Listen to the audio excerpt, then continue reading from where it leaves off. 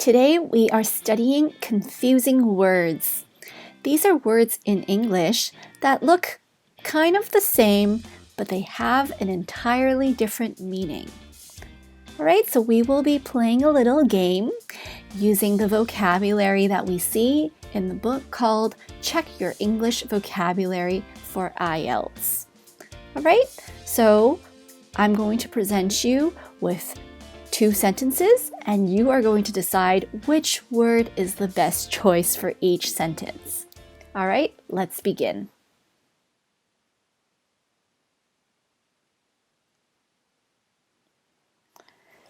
Right, here you'll see the word advice and advise.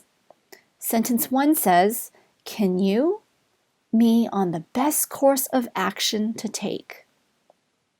The second sentence says, "He offered me some excellent." Great.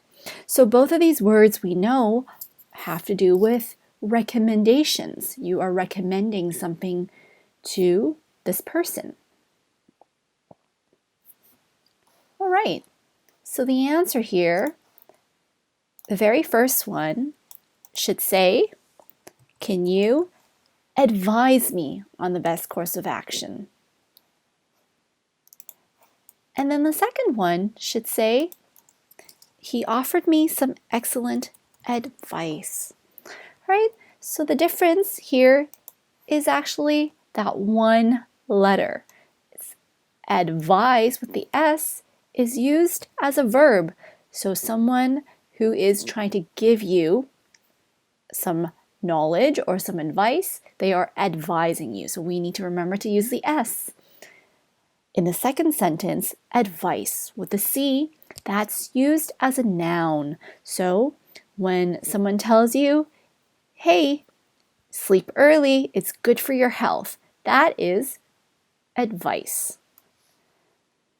All right, moving on. Affect versus effect. Very similar.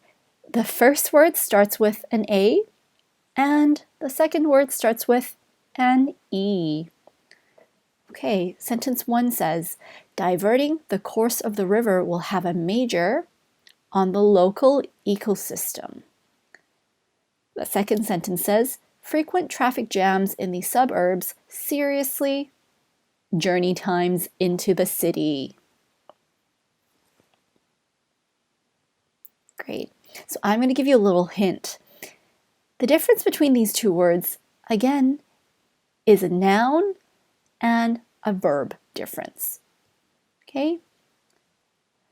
So when we say it has a major effect on the local ecosystem, we are talking about a noun. So when it's a major effect, we actually use the E, okay? The effect that starts with E. Let me move that down here. Great. And the second one, we are using it in the form of a verb. So we have to use the word that starts with the A, affect.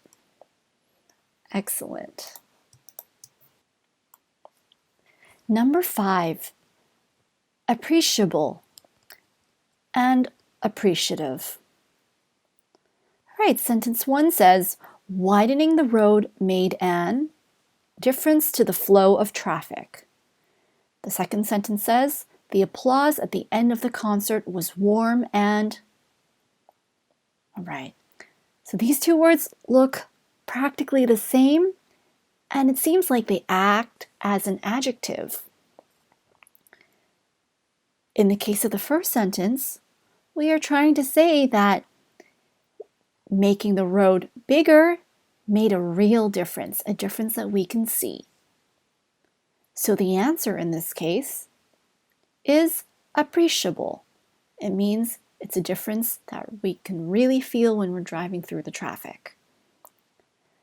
In the second sentence, the applause at the end of the concert was warm and appreciative.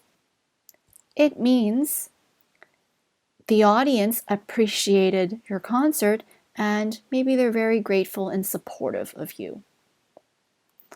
All right, so I'm going to put the answer down here. The first one should say appreciable. And the second one should say appreciative. Exactly. All right. All right.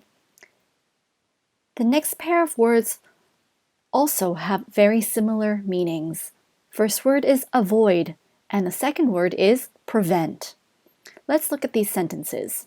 Sentence 1 says, rapid international action managed to an environmental disaster from taking place. Second sentence says, there are areas in the city that are wise to after dark. All right.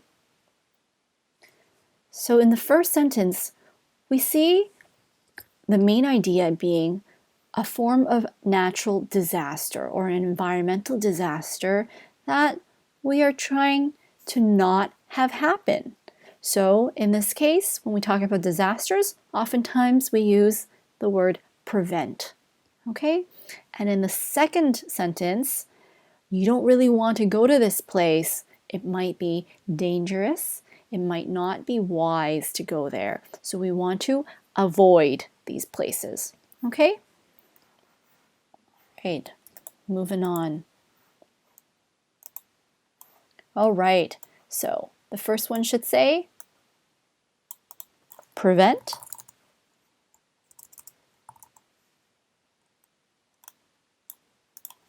Oops, spelling. And the next one should say avoid. Excellent job. Okay.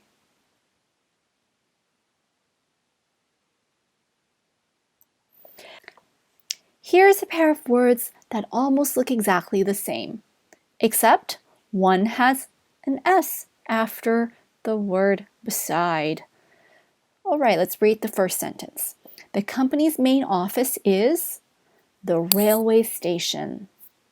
The second sentence says, their regular daytime job, many people do extra work in the evening. Okay, so let's look at the first sentence. We are saying that something is next door to the station. So to complete the sentence, we use the word beside. When we are saying something is next door, we use the word beside. The word besides with an S has a similar meaning to in addition. So we can use the word besides in the second sentence because in addition to their regular daytime jobs, many people have a second job. All right? Great. Let's move on.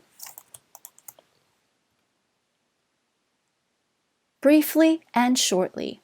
They both mean a short period of time.